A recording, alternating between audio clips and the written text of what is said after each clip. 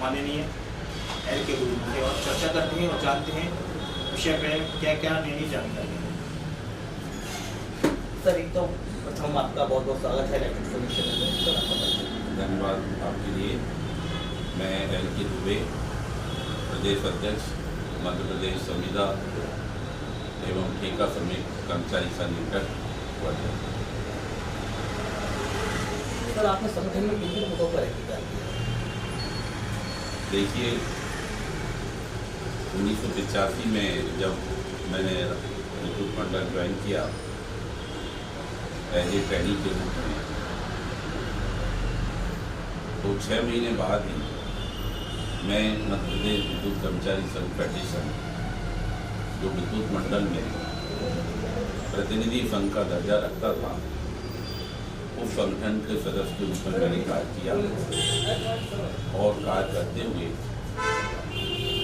मैं विभिन्न पदों पर आगे बढ़ता गया। हमारे जो संस्थापक थे आदरणीय स्वर्गीय पाठक जी, उनका मेरे पर बहुत आशीर्वाद रहा और उन्होंने हमको अच्छा मार्गदर्शन दिया। उसके पश्चात मुझे मध्य प्रदेश इंटक में संगठन मंत्री का पद मिला। हमारा जो कर्मचारी राज बीमा चिकित्सालय होते हैं, उसमें गवर्नमेंट ऑफ इंडिया ने मेरे को ग्वालियर लोकल कमेटी का सदस्य नियुक्त किया और मैंने 4 साल उसमें रह के श्रमिकों की सेवा की। तत्पश्चात गवर्नमेंट ऑफ इंडिया का ही श्रमिकों से संबंधित केंद्रीय श्रमिक शिक्षा बोर्ड हुआ करता है, उसका भी मैं 4 साल मेंबर रहा। उसके द्वारा भी मैं श्रमिकों से जुड़ा रहा और उनकी सेवा करता रहा। विद्युत मंडल में चूँकि ये मेरी मातृ संस्था है और मैं यहाँ सेवारत रहा हूँ, तो मेरा अधिकांश समय विद्युत कर्मचारियों की सेवा में ही व्यतीत हुआ है।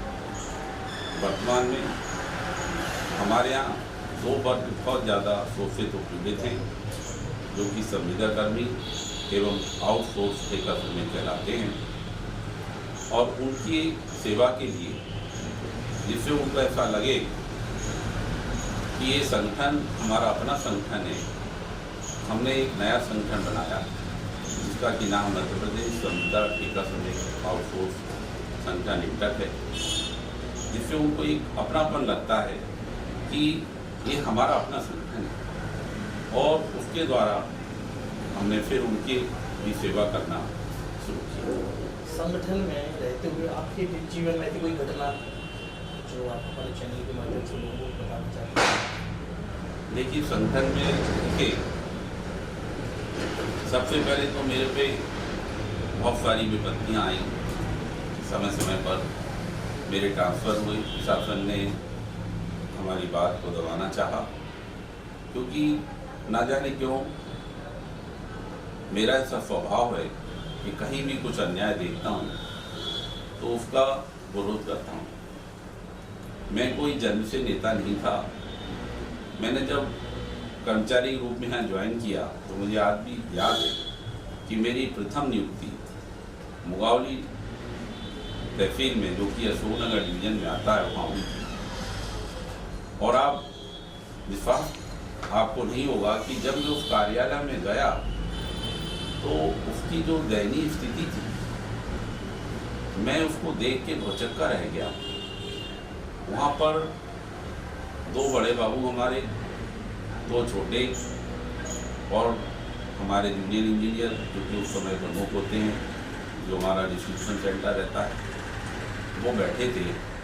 उसमें से 4 लोग, जो उनकी कुर्सियाँ थी इतनी टूटी थी, उस पर लेजर रख के वो बैठे थे। जब मैं वहाँ ज्वाइन करने गया तो मुझे ऐसा लगा कि पता नहीं मैंने कौन से ऐसे कार्य किए हैं कि मैं इस संस्था में ज्वाइन हुआ। और मैंने बैठ जाते ही जो वहाँ मुखिया थे, मुझे याद है उस समय मिस्टर गुलाटी साहब वहाँ इंचार्ज थे, उन्होंने मेरी ज्वाइनिंग ली। उन्होंने कहा आप बैठ जाइए, तो मैंने सर यहाँ तो बैठने की कुर्सी भी नहीं है। तो उन्हें बोले दोस्त ये तब यहाँ पर तो इसी तरह से है। मेरा वो पूरा दिन अच्छा नहीं निकला और मैंने कहा नहीं, मैं तो नहीं बैठ सकता। लेकिन ना जाने क्यों सबने मेरी सूरत को देख के, हमारे एक साथी थे वो ग्वालियर की थे, उनकी बिल्कुल अच्छी कुर्सी थी, उन्होंने मुझे वो कुर्सी दी कि आप दुबई इस पर बैठ जाएंगे। हालांकि मुझे अच्छा नहीं लगा, लेकिन वो उन्होंने जिद करके मुझे बिठाया। धीरे धीरे जब मैंने देखा तो ऐसे हमारे जो सभी कार्यालय थे उन सब की ऐसी स्थिति थी।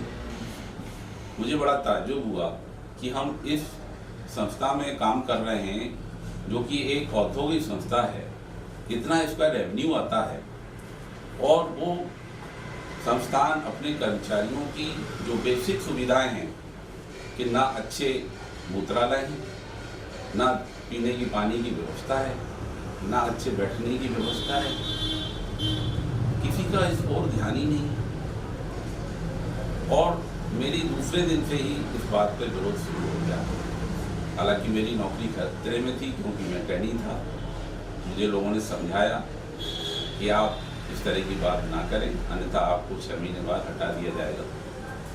लेकिन मैंने आपको पहले ही निवेदन किया कि मेरा स्वभाव ऐसा था, मैं अपने आप को नहीं रोक सका। और वहीं से लोगों ने मेरे को ये कहना शुरू कर दिया कि ये तो नेता है, जबकि ऐसा कुछ नहीं था। मैं एक गलत बात का विरोध कर रहा था, लेकिन वो कहते रहे, मैं रुका नहीं। और जब 6 महीने आए तब तक आप विश्वास रखें कि मैंने विरोध कर करके वो अपना ऑफिस इतना अच्छा कर लिया, अच्छी कुर्सी आ गई, हमारा एक अच्छा बाथरूम बन गया और हम लोग अच्छे से बैठने लगे। वहाँ भी लोग मोटिवेट हुए कि चलिए आपके कारण कुछ यहाँ पर हुआ।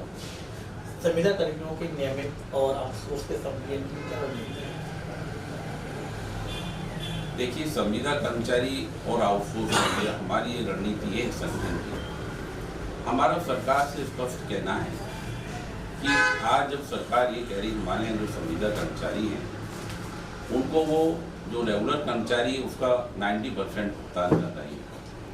हालांकि इसमें भी उनकी नीयत साफ नहीं है, क्योंकि जब 2018 में उन्होंने ये पॉलिसी बनाई तो 2018 में जो बेसिक था उसका वो 90% आज तक हमको भुगतान कर रहे हैं। जबकि रेगुलर कर्मचारी का हर साल जब इंक्रीमेंट लगता है उनका वेतन बदल जाता है, लेकिन संविदा कर्मचारियों का वो फिक्स वेतन है। और आई थिंक 2013 से जब से संविदा कर्मचारी आए हैं तब से इनका वही बेसिक रखा गया है और उस पर उनको मात्र 1% इंक्रीमेंट मिलता है। उनको 90% सरकार भुगतान नहीं कर रही है। दूसरा, हमारे यहाँ 35 से 40 हज़ार आउटसोर्स कर्मचारी हैं, उनको मात्र 8 से 10 हज़ार रुपये सरकार भुगतान करती है, जो कि इतना जोखिम का काम है।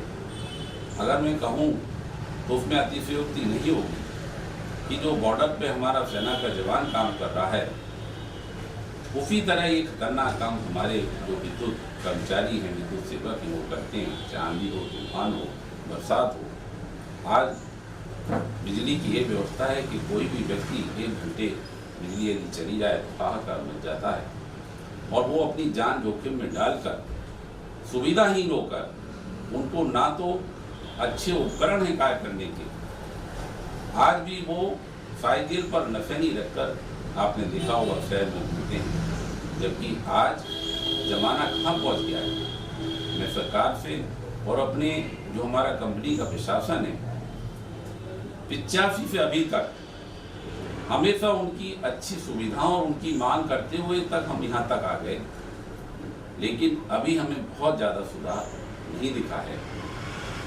हम चाहते हैं कि उनकी ये शोषण की व्यवस्था खत्म हो।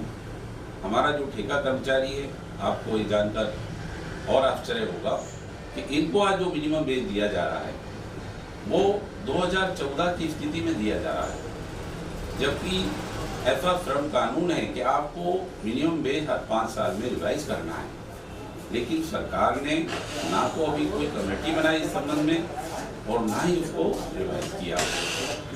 अगर वही कर दे सरकार तो आज इनको जो 8 से 10 हज़ार मिलता है ये 1.5 15 से 20 हज़ार 21 हज़ार इनका भुगतान हो जाएगा। और इस तरह की अन्य सरकारों ने, देश में जो अन्य सरकारें हैं, जैसे दिल्ली की सरकार है, हिमाचल है, पश्चिम बंगाल है, इन सब ने ये कर दिया है, लेकिन मध्य प्रदेश सरकार ने अभी तक ये नहीं किया। यदि सरकार को संविदा को नियमित करने का बोझ नहीं है, तो क्या दिक्कत आ रही है? सरकार संविदा कर्मचारी को नियमित करना नहीं चाहती। मुझे ऐसा लगता है कि सरकार की नीयत साफ नहीं है। देखिए, सरकार पर इस पर कोई आर्थिक बोझ नहीं आता और सरकार हमसे डायरेक्ट बात नहीं करती। सरकार के जो प्रतिनिधि होते हैं, IAS वगैरह, हमारे सेक्रेटरी दोनों सचिव, वो जब हमसे कभी बात करते हैं और जब हमारी टेबल पे बात होती है, उस समय अगर वो निरंतर हो जाते हैं तो बोलते हैं ठीक है, अच्छा इसको देख लेंगे, और उसके बाद वो देखते ही रहते हैं। पहले तो बड़ी मुश्किल से वो बुलाएंगे चर्चा करने के लिए, और एक बार चर्चा हो जाए तो फिर वो बोल देते हम इसको देख लेंगे। पता पड़ा वो देखते ही रहें। हमको रूटीन में नहीं बुलाते, हमको धरना, प्रदर्शन, आंदोलन, जब हम इस तरह की उस पर आ जाते हैं तब कहीं वो हमको चर्चा के लिए बुलाते हैं। मेरा सरकार से अनुरोध है कि अगर ये संवादहीनता की स्थिति खत्म हो जाए तो ये सब नौबत भी नहीं आए और हम टेबल पर बैठ के कर्मचारियों की समस्या सुलझा सकते हैं। अगर प्रदेश के 35-40 कर्मचारी आंदोलित होते हैं तो कंपनी पर इसका क्या प्रभाव? अगर 35-40 कर्मचारी, जो आज हमारे यहाँ रेगुलर कर्मचारी है ही नहीं, आज जो भी व्यवस्था बिजली की बना रहे हैं या कार्यालयों में काम कर रहे हैं, वो सब आउटसोर्स के लड़के हैं और संविदा के लड़के हैं। यदि वो आंदोलन होते हैं और वो कार का बहिष्कार ही कर दें तो सरकार बहुत दयनीय स्थिति में आ जाएगी। और आपने तो देखा है कि बिजली के कारण कई प्रदेशों में सरकार आई जाएगी। हमारे मध्य प्रदेश में भी बिजली को लेकर एक बार सरकार जा चुकी है। 5 नवंबर 2022 को अगर सरकार आपकी बात नहीं मानती तो इस पर आप क्या कदम उठाएं, क्या विचार है? देखिए, हमारा जो संगठन है गांधीवादी संगठन है और हम सरकार को संख्या बल के आधार पर ही पुनः ये समझाना चाह रहे हैं कि हमारी जायज़ मांगे हैं, हम कानून से अलग हट के कोई बात नहीं कर रहे हैं। सरकार पे इसका कोई बोझ नहीं आ रहा। सरकार जो हमको वेतन देती है, आपको आश्चर्य होगा कि वो जो वेतन है, जो हम बिजली का बिल हमारा जनरेट होता है, उसमें हम उपभोक्ता से पैसा लेते हैं और उस पैसे से ही हम लोगों को तनख्वाह मिलती है, हमारी पेंशन भी उसी से मिलती है। लेकिन सरकार उसमें भी ये प्रचारित करती है कि हमारे पास पैसा नहीं है। एक तरफ हम देखते हैं कि सरकार बोलती है हमारे पास पैसा नहीं है, दूसरी तरफ करोड़ों अरबों रुपया राजनीतिक कार्यक्रमों में खर्च हो जाता है।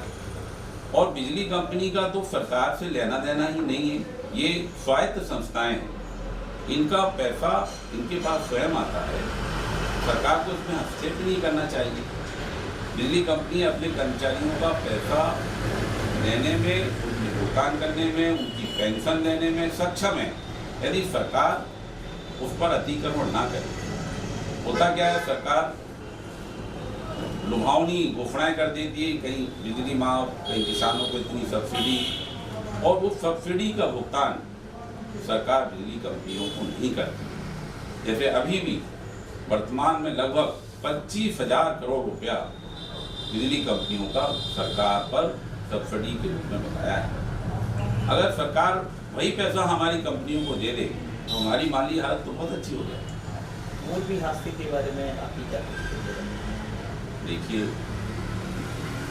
इसमें कोई दो मत नहीं कि जो हुआ वो बहुत ही हृदय विदारक घटना थी और हम उन परिवारों के प्रति सच्ची श्रद्धांजलि अर्पित करते हैं।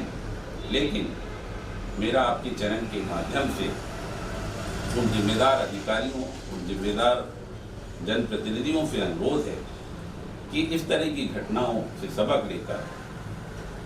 सबक लें और आगे से इस तरह की घटनाओं की पुनरावृत्ति ना हो। हमारे चैनल के माध्यम से आप सरकार को क्या मैसेज? मैं आपकी चैनल के माध्यम से सरकार से पुनः अनुरोध करूंगा कि आप बिजली कर्मचारी जो बहुत शोषित हैं, हमारे ठेका श्रमिक, आउटसोर्स और संविदा कर्मचारी और ऐसे कर्मचारी जिनको पुरानी पेंशन नहीं दी गई है, उनको अति शीघ्र लागू करें और ऐसी स्थिति ना आए कि आपको कहीं दिक्कत हो। हम टेबल के माध्यम से आपसे चर्चा करना चाहते हैं, आप बैठ के हमसे बात करें और हमारी जो जायज़ मांगे हैं जिससे आप पे कोई बर्डन नहीं आ रहा है वो हमारा तत्काल उसको स्वीकार करें। सर बहुत बहुत धन्यवाद, आज आपने हमारे चैनल में विस्तृत चर्चा की, इसके लिए मैं आपका धन्यवाद देता हूँ। आपका धन्यवाद।